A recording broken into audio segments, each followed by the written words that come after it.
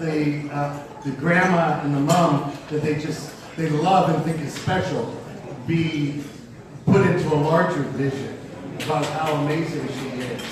So I'd like to just ask, I think we're missing one daughter who's not able to be here, but we have three of the children of Bob and Sandy that are here. I'm going to just ask them to stand. First of all, there's Jessica Van Beek and her husband Jeff. Why don't you stand? Welcome with all of your children. Here are the grandchildren. Madison and Jackson and Tenley and Riker and Aisley and Ashley. Stand on up.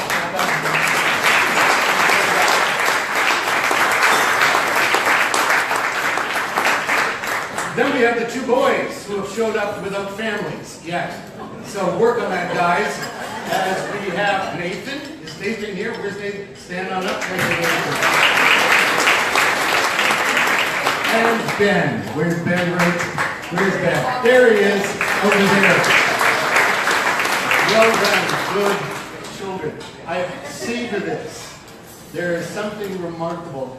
If you can be half the woman, person that your grandma is, the church is even going to be more blessed. But we know that when we look at our future generations, how much better what is coming down the road is. And we're thankful to God for that. So having been nurtured, let's, by food, let's be nurtured by the Word. I invite Dr. Jason West, the president of Newman Theological College, to come forward.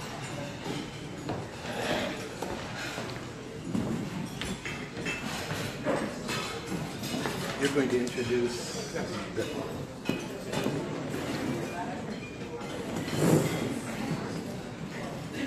Thank you, Prather Stefano.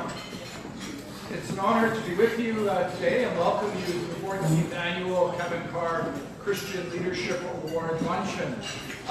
This award was established by the college to honor somebody each year who reflects the values and the principles that Kevin Carr had exhibited in his presidency of the college.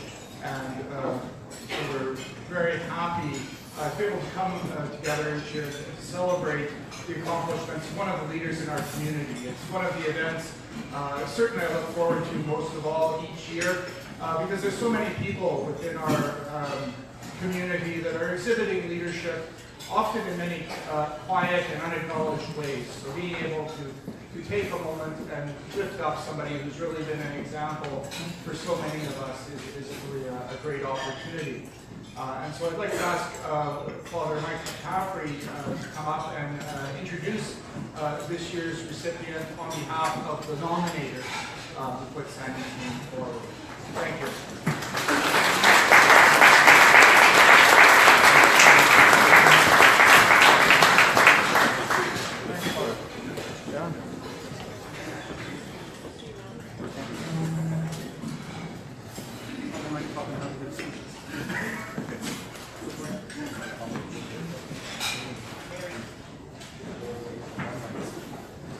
Good afternoon. Good afternoon.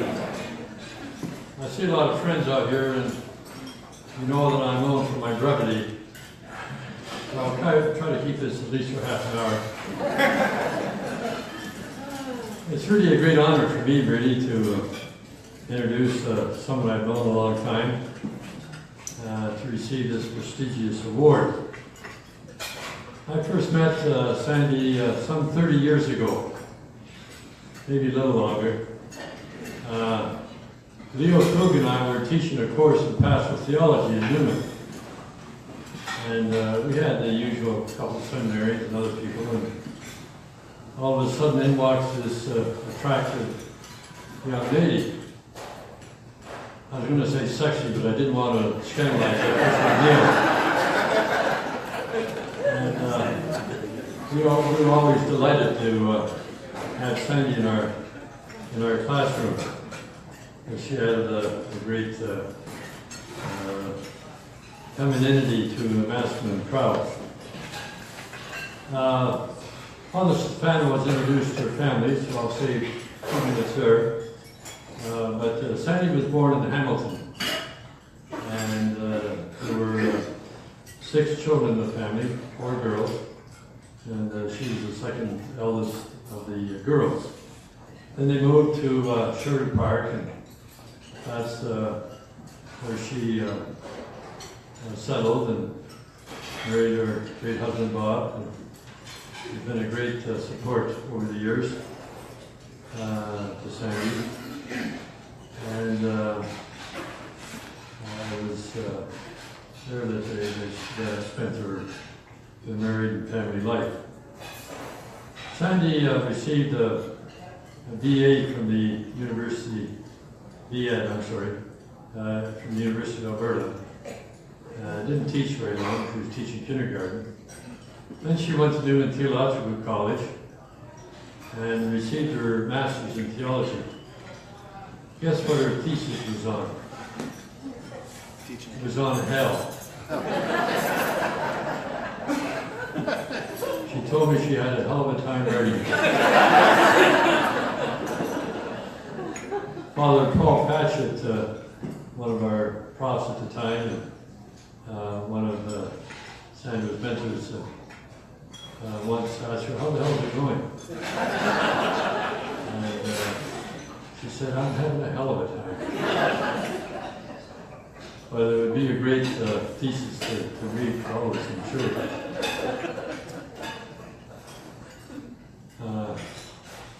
I better not.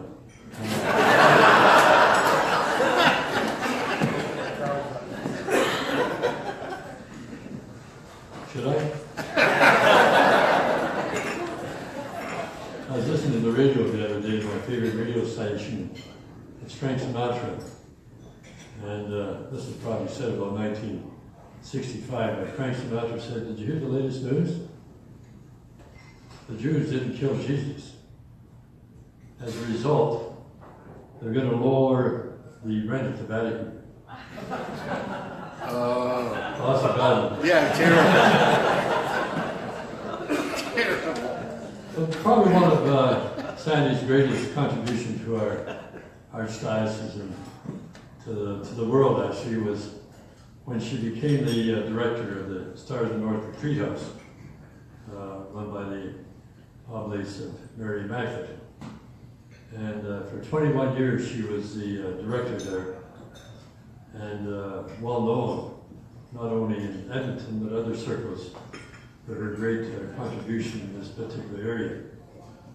And I was quite intrigued when I saw that she's been around the world with the Oblates doing retreats. England, Ireland, Japan, France, any other place? United States. Well, United States. America. Someplace just south of us here. We're not talking much about the United States these days. But she was a great facilitator of workshops at the retreat house, and I know I had the opportunity a couple of times to work with Sandy on retreats, and I was always inspired by her ability to direct and work at the retreat house. And when she retired, the retreat house named the gazebo, is that right, Lucy? In her name. So if you go to retreat and want to spend a little quiet time, go to the gazebo, and that's in honor of the contribution that Sandy made to the Star of the North. She did a lot of stuff with the Oblates, and as a result, she became an honorary Oblate. Maybe one of the Oblates can tell me what that means.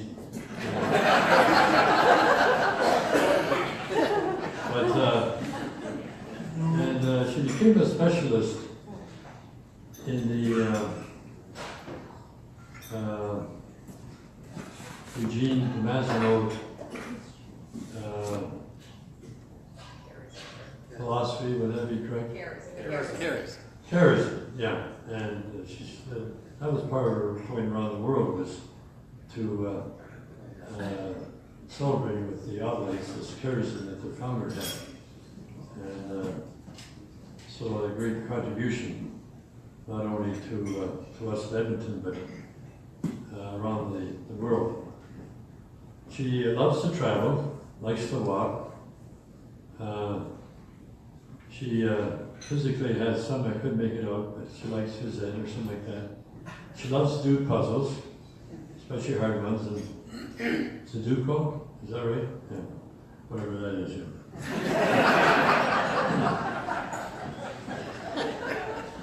I'm told that her family knows she enjoys a good glass of red wine. But since she's been working with the Oblates over the years, she's developed a taste for scotch. Whatever that is.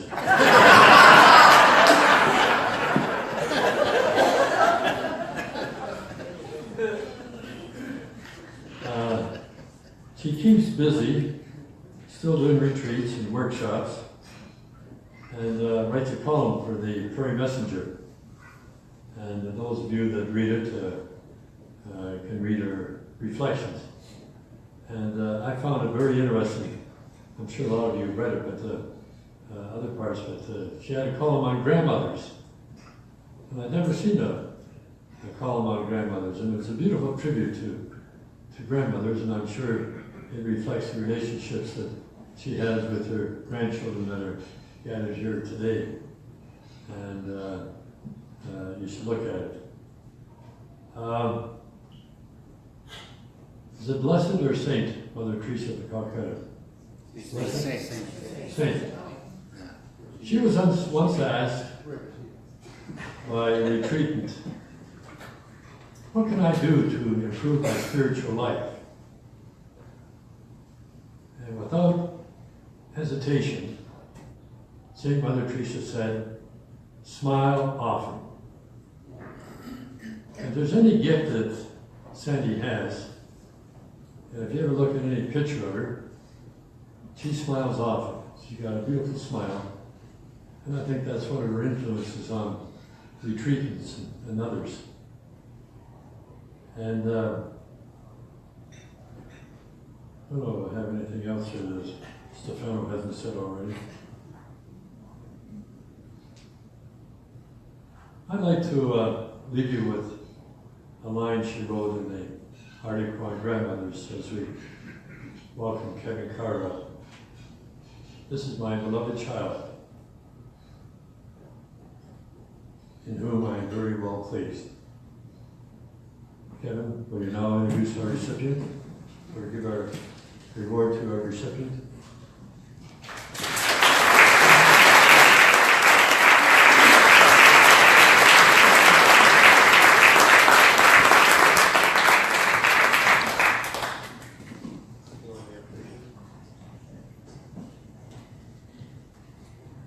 Father Mike just asked me if it would be all right if he stayed. So I told him I thought that would be fine. I'm very pleased to have the honor this afternoon to make the presentation of this award to Sandra Prather. I think it is indeed for us an occasion of celebration. That's the way I always look at it each year when I come to these events, because they are celebrations in a number of ways. One way that always strikes me, it's a celebration of Newman Theological College. And I always am so aware that we are blessed in our archdiocese to have the college. A college that prepares leaders, and by the way of our seminarians who become priests, by way of all of the other leaders that are formed at Newman in all kinds of different walks of life, from schools to chaplaincies. I know even in the past, the chaplain of the city police force was a graduate of Newman Theological College. So it is a time when we can celebrate the existence of the College of Newman. Secondly, of course, and most significantly, it is a chance for us to celebrate the life of somebody who has contributed very significantly to the ongoing affairs of our archdiocese and beyond. It is a way that we celebrate Christian leadership in all the qualities and in all the generosity and all of the efforts that a person like Sandy puts into serving community to serving each and every one of us. I've known Sandra for very many years, always admired the work that she has done, and it gives me great joy in celebrating on this occasion to make this presentation to Sandy. So Sandy, would you please come forward?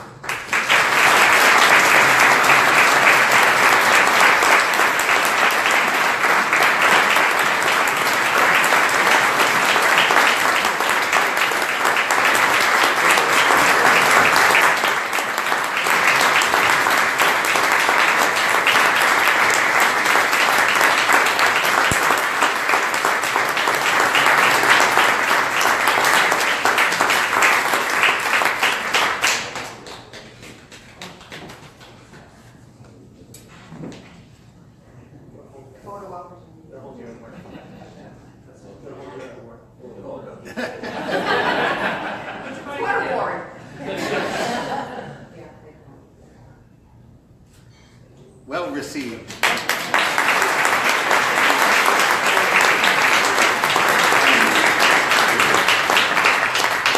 We would now invite Sandra to say a few words.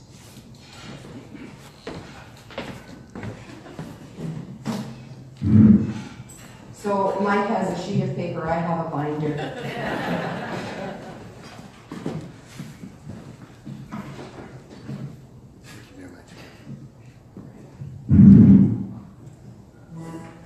So, hard to talk after that. And hard to talk looking at all of you. That's the first thing I want to say. It's lovely to look at all of you. Such a unexpected honor and a delight. And thank you for coming. And thank you to Mike, to Kevin, to Stefano. Thank you to the nominating committee that brings me to this spot. Greg Bounds, representing the Star Board, and Sister Jeanette Fieldhouse and Lucy LeDuc, the director at Star of the North, for the nomination and for carrying it forward. I would not be here without that, so I'm very grateful, very, very grateful for that. I am deeply honored and, in the words of my friend Pauline, gobsmacked to be standing here. I am also, though, rather bemused because it's a leadership award, and as my family will tell you, and anybody that knows me even slightly, I am directionally challenged. I am actually directionally impaired. And I can, and I do, get lost frequently. And even going to places where I've been before. So today, Mary Ellen and I driving, I have been to Santa Maria Goretti Center probably 7 times. And I'm saying to her, I think it's there. I think it's this corner. So, and sometimes even when I get to a place, I can't get home. And if you've ever been, I'm looking at FCJ Center in Calgary. I'm looking at you because there are one-ways in there. So Bob gets me there, but he never tells me how to get home. Hence, one time, coming from the FCJ Center on my own, I took the Edmonton Trail because I thought the Edmonton Trail led to Edmonton. Like the Calgary Trail leads to Calgary, right? Well, the Edmonton Trail, you start to see mileage signs for Banff. And then I realized I was in trouble again. So I have been known, looking at Dawn, to read maps upside down. My family, when we come out of an elevator in corridors in hotels, they pull me because I always go the wrong way. So the problem is that for me, north is always straight ahead, and east is always on my left. So that's a big issue. So it means, though, that my husband, my son-in-law, my family members, they are all used to receiving frantic phone calls from me where I say, I'm lost. And my husband always asks, well, where are you? And I always say, I don't know, I'm lost.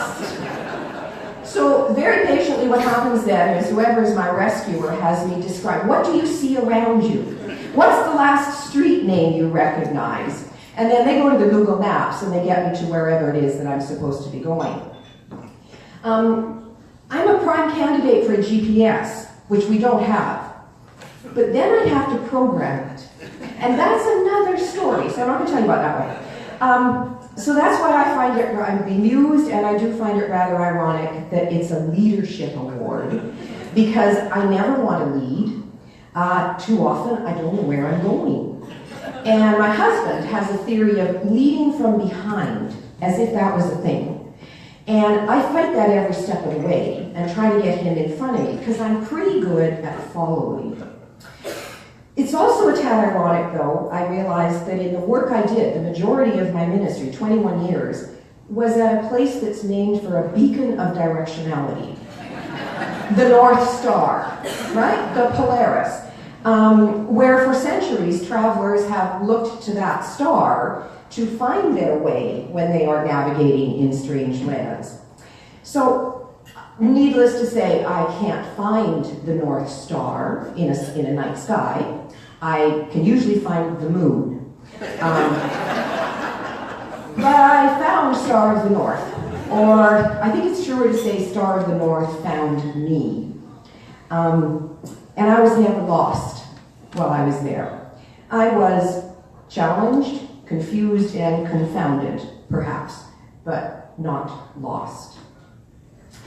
And so I'm thinking, now this is really corny, people, but I'm going to say it anyway. I'm among friends.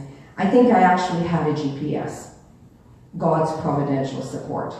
Corny, but true. I was shown a path. I have been led for all my life. I just didn't know it most of the time. It was often in that cloud of unknowing that the mystics talk about. And it was always just one foot in front of the other, one footstep at a time. And apparently, that gets you somewhere. Kind of like a real GPS, though, you only see the next turn ahead, you still make the wrong turns and get lost, and you hear a whole lot of recalculating. But it is a good image for me, because my faith story begins with me being lost. And for quite a few years as a young adult. And I wandered in a spiritual desert, and that eventually became a barren wilderness. And I found that I couldn't live in that wilderness. And one of my guiding stars came forward, and I want to acknowledge her today. Sorry, I knew this was going to happen. My cousin Marion Carey, who came from Toronto today, just from yesterday, to be here just for this event, because she was my initial guiding star, who brought me out of that spiritual desert by reintroducing me to a God that I had abandoned and whom I thought I had lost forever. She was that guiding star for me then, and she has been and still is today. So, but in that encounter, what happened was there was a hunger to know more.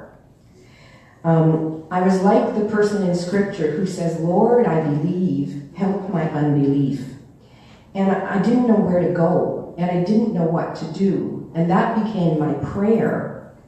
And that's when I was led to Newman Theological College. And talk about entering unknown territory. I started by being safe. God works, God is present to us. There was a Newman College course offered in Sherwood Park in our parish. And I thought, it was at one of the schools, and I thought, I will go, I'll sneak in. I didn't even register. Sorry, Pauline. I didn't even register. I just snuck in, and I thought, I'll sit in the back, and I'll just see what it's like. And I was hooked. I was hooked because I heard in that class something that spoke directly to my hungry heart and my searching mind. And so I went back the next week, and again, I heard something that touched me and moved me to tears, and I stayed. I eventually did sign up and pay, but because I heard for the first time the really, truly good news of the gospel and of our God. And I thought, I want to know more of this.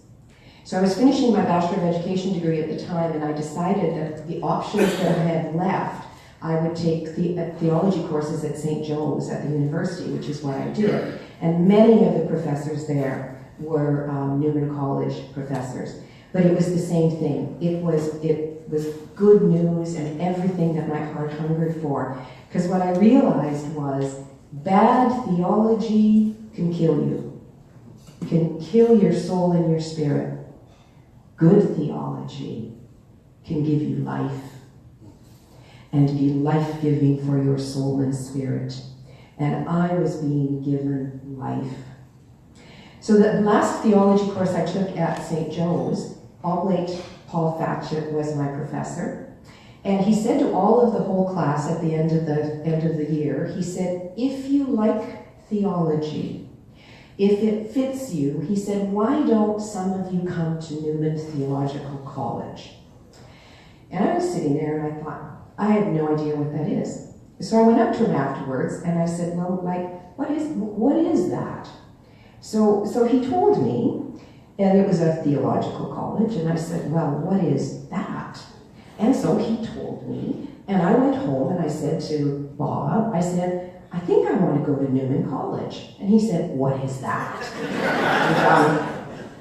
and then he said, why? And I said, I don't know. I just know that I think this is what I need to do. And so I went with great fear and trepidation. It was totally unfamiliar territory, and I took one course just to be safe, because I thought, what if I don't like it? And I am forever grateful to Newman Theological College for being who they are. That is where I encountered truly, truly gifted professors. And theology that blew my mind, stretched it, broke down barriers, touched my heart, and made me say, I want to do this. I want to tell people about this. And I thought, I promised God I would proclaim this from the rooftops, that people don't know how good you are. My motive, there's a writer, her name's Edwina Gately, she says, the real motive for evangelization is one line. Let me tell you what God has done for me. And that stretches to be, let me tell you what God has done for me. Let me tell you what God has done for you. Let me tell you what God has done for us and for the world. So I stayed at Newman because I was raising a family at the time. I was working part-time as well. I was taking courses part-time only. But Newman became for me a beloved country. It became a place where I knew my way around. I was comfortable within its boundaries, and I was familiar navigating the terrain. Not just the hallways, but the theological landscape of it.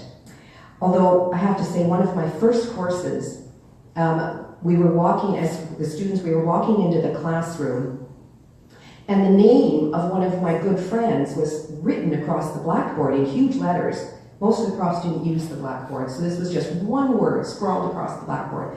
And I thought, what is Pauline's name doing up there? And it took me about half an hour into the class before I realized the class that just left was a scripture study class, and they were studying Paul, and it was Pauline literature. Sorry, Pauline. So I was not only lost, I was lots of the time clueless. But eventually, all good things come to an end, and I finished coursework. And so then I was at home. I was with Susan. We were the Dead Theologians Society. We were studying for comprehensives, and I was trying to write a thesis. And my beloved husband, this is now 8-9 years into this, he says to me very gently, are you ever going to get a job? And I said, I don't know, but I need to keep doing this. So it again was the unknown territory of having studied, having trained to do something that I loved, and felt that I was called to do. I was a woman in the church in the late 80s with an unfinished master's degree. I said to Bob, if I can't get a job in the church, I'll go back to being a waitress. But I said, I'll be a really good waitress because I have all this theology. And then again, lost and found. Because one day, out of the blue, the phone rang and a stranger introduced herself as a board member from Star of the North and asked me if I would apply for the director's job. I had no clue, of course, where Star of the North was, even though I had been there once. I had co-led a retreat with one of my oblate professors, but I was so nervous when I was doing it that nothing about the retreat house registered with me. So I phoned this oblate professor who was a mentor, and I said, this has come up. I said, should I apply? Like, what if they offered me the job? And he said, and this I'll never forget, he said, if they are crazy enough to offer you the job, you should be crazy enough to take it. So they did, I was, and that's a 21-year story that unfolded from there. Because the Star became my rooftop. A place to proclaim the Lord and good news. And the invitations to lead retreats, to offer programs, to facilitate days, every one of them was an entry into unknown territory where I always felt that I was wandering and lost. None of it would have happened without the Oblates. To take the risk 21 years ago, well now 27 years ago, because it was the Oblates most often who kept calling me into unknown territory and then gave me the guidance and the support to be able to go there. So it was the same Oblate, my Oblate professor mentor about the crazy enough. I'd been at Star of the North for about 3 years, and a phone rang, and he said, I want you to lead the Oblate Priests Retreat for my province. 5-day retreat, 60 priests and brothers, 10 talks. I said, no, I can't do that. And he said, oh, come on. He started to talk to me. He said, I still said, I can't do that. I've never done anything like that before. He said, okay. He said, I'm going to tell you a story, a German parable. So there's a young man, he's traveling to the next village, and it's a long ways away, but there's a shortcut across a field. And he said, there's a high fence between the road and the field. He said, so he doesn't think he can get over the fence, so he hesitates a minute, and then he throws his hat over the fence. End of story. I don't wear hats, so what does that mean? He said, well, he had to climb over the fence and get it. I said, what does that mean? He said, say yes, and then figure out how you're going to do it. And so that became my guiding principle, if you will. Say yes, and then figure out how you're going to do it. So this Oblate sitting there asks me to go to France and represent the laity for the laity for the Oblates. I'm going, no, okay. Another Oblate asks me to preach a 4-day Lenten mission in his Oblate parish, and I start to say no, and I end up saying yes. Stepping out each time in trepidation and sometimes terror, feeling lost. But the beauty of that is that when you do step out, God will give you what you need. And so my fixed star was indeed the North Star. The North Star is Christ. And John Henry Cardinal Newman's prayer was mine for years and years, and still is. Lead, kindly light, amidst the encircling gloom. Lead thou me on. The night is dark and I am far from home. Lead thou me on. Keep thou my feet. I do not ask to see the distant scene. One step enough for me. One step and another step. And the only time I really get lost and in trouble is when I take my eyes off him and I forget that. So God gave me that fixed star, but also the community of faith with which I am surrounded here today. True and sure guides and companions who have been with me on this journey. Soul friends, companions who have held me, supported me, carried me, led me, encouraged me, offered me wisdom and support always. The OLPH prayer group and the Oblate Associates have been constant companions that I have relied on to make this journey. But the co-workers and the colleagues as well, the Star at the North board members, many of whom are here today, I had no clue what running a retreat house meant. I walked in and it was all strange. But the board members and the staff that I have worked with over the years have been the ones who led the way there. And the Oblates. For me, what I discovered with the Oblates as I continued to work with them and be called forth with them, my heart echoes the words that Father Albert Lacombe said. He said of the Oblates, he said, "Here I found a home for my heart." So the Oblates, with their spirituality and their ecclesiology of inclusiveness, of welcome, of gentleness, of compassion, and their empowerment of women in the church. They have been the guides, the support for the entire journey. And a community of life that I continue to live in. And not least, Newman College itself. Kevin, your witness and your work and what it stands for in the college. I wouldn't be able to do anything that I do if it hadn't been for Newman Theological College. In another time and in another place as a woman, I would not have been allowed to study theology. But in Newman, in those gifted, mostly men, Oblates mostly, and Franciscans, we had a Franciscan Oblate thing going back then, that's where everything broke open. And I feel that I have as good a grounding as any of the fancy theological schools all over the world. I feel solid in what I learned at Newman. So my gratitude for that. Pope Francis says today more than ever we need an educated laity to take their proper place in the church. And I think this award continues to speak to that vision. We need to continue to train, call forth and train men and women, lay men and women, the baptized, to take their place in the church. And my final thank you goes to my wonderful, incomparable, wacky family, and I can't look at them right now. Where would I be without them? Siberia or something. God knows where I would have wandered. Because they hold me, and with them I am always, always found. They don't always, my family has not always understood what I do. My children first, and then my grandchildren, when it's, what does your mother do, or what does your nan do?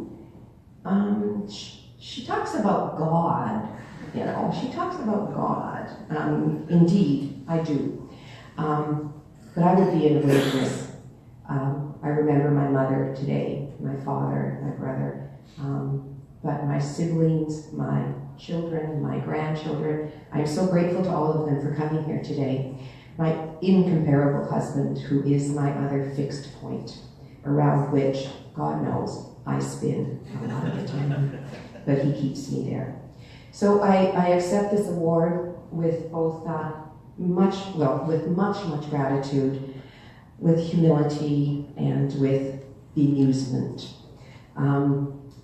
Because I've always pretty much been led, never knew where I was going.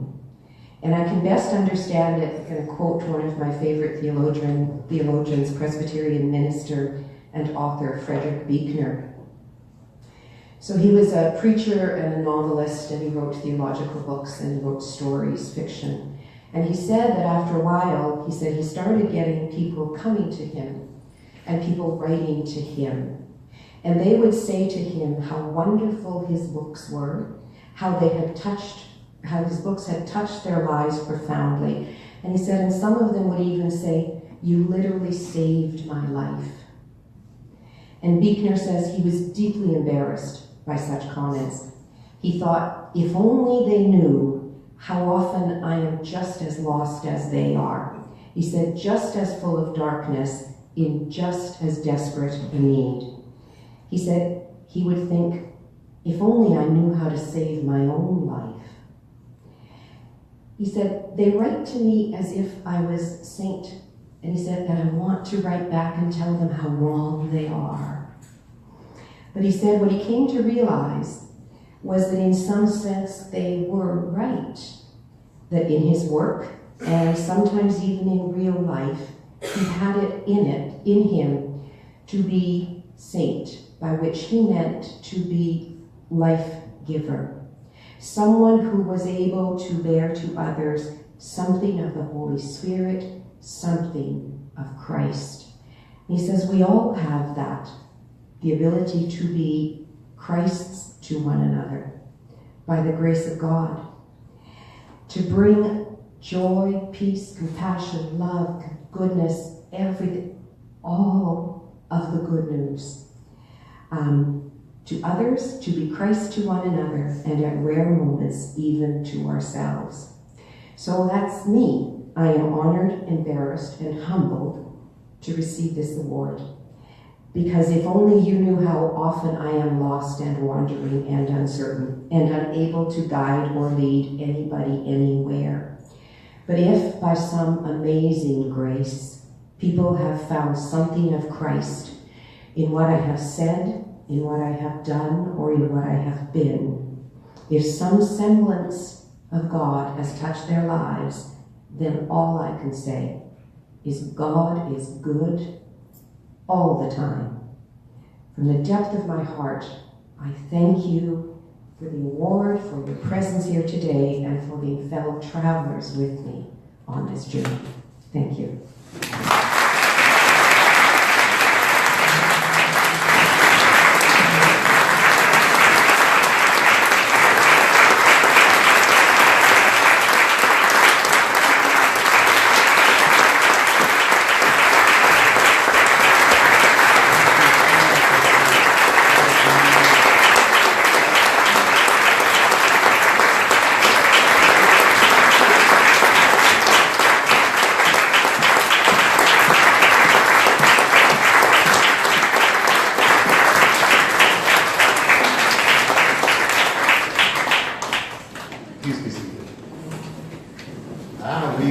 Something of Christ. Praise be to him who is in our midst. Christ in our midst delights in our delighting, in the way in which community unfolds. Thank you for reminding us who are part of the present story of Newman Theological College in the college, because everyone who's been through there, everyone who supported it, everyone who's prayed for it, is the present and the presence of Newman College. Thank you. There's nothing as wonderful for a teacher than to see a student come back and say, wow. So thank you for that. This morning, my students, I witnessed an accident on the way to work, so I was a little bit late because I had to give my name and such. Yes, anyway, I told them whose fault it was, and it wasn't the young woman who got hit by the speeding guy. Anyway, they started playing the Pope's video message to Canada, to the youth of Canada. Hey, youth of Canada, I invite you to take a look at that. One of the things that, the image that he used was that youth and young people are weavers of community. And I look around here and I see a wonderful woven community brought together because of a thread that all of us share in the story of Sandra. And I'd like to sort of point out some of those people that are here too. We started with the family. But before we go, perhaps acknowledge some of the other folks who were reminded, recalled to their mission. We usually start with the head table, but you know what? We're Christians, and they were first go last, so we'll go a little bit different.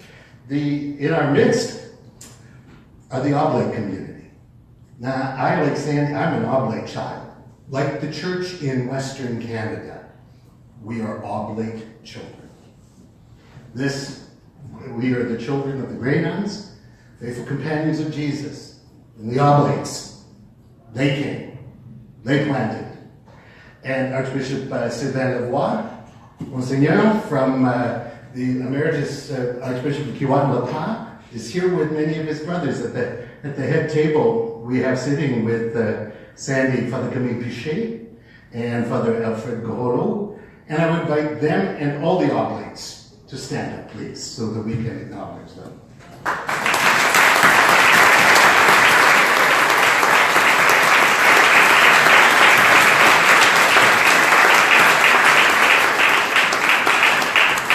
Recipients of this award are here today, weaving into that story, Sandy. So with us today are the Honorable Doug Roach, Ben Hockhausen, Kay Neufeld, Mary Malloy, Glenn Argan, and Joyce Tutt. Would all of those former recipients stand so we can say hi?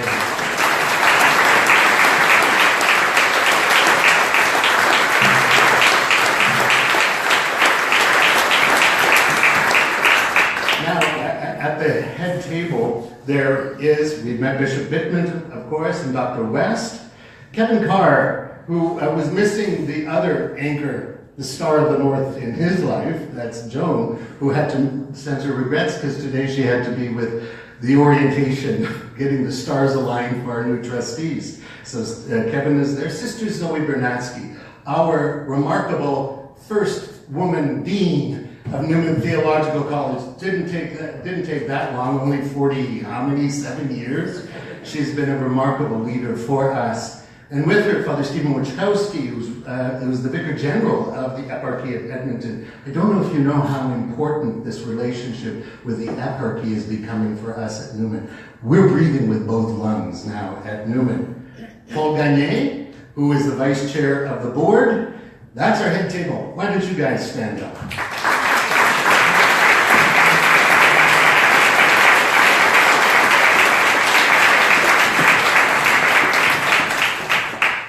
The Trinity. The persons of the Trinity are persons because of their relationships. We are not other than our relationships. We are made by community. We are community. And the family community of Sandy has been with her. And while I introduced the grandchildren and children there, and Sandy made reference to the other members of the family, I'm going to get them to stand as I talk a little, because it's remarkable to see this weave of relationship. So, along with all of her children, we met Jessica, Nathan, and Ben, and Madison, Jackson, Timley, Rucker, Aisley, and Ashley. Got that all right? Her sisters are here. Terry, Fraser with her husband Bruce, Don McCall, Leslie Staffiniak. Could you stand, your sisters? You can see how beauty runs in that family.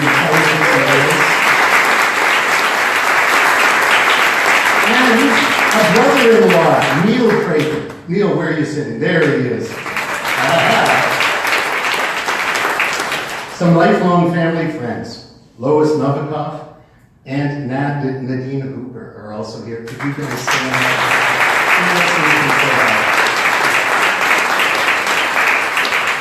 There's a weave. We've talked about him tonight, but we haven't this afternoon, but we haven't seen him, all of us. Sandy, why don't you get up and show off Bob? There he is.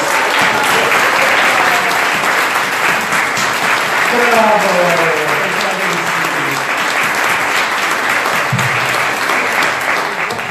This is the Lord's doing, and it is marvelous in our eyes.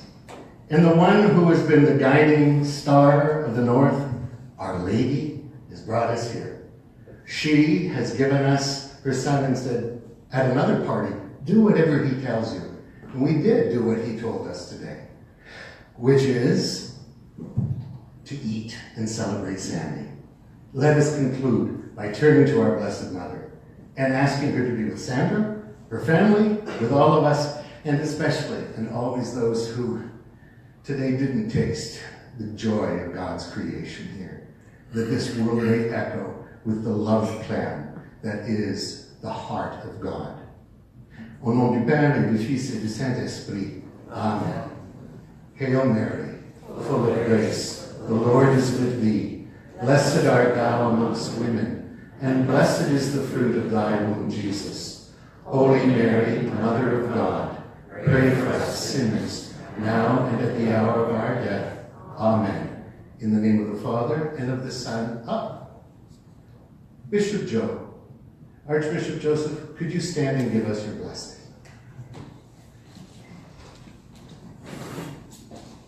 May the blessing of Almighty God, Father, Son, and the Holy Spirit come with all of us and remain with us forever. Amen. And in peace let us visit and go being something of Christ, something of the Spirit, something of the Father, something of God in the world. Amen. Thank you for coming.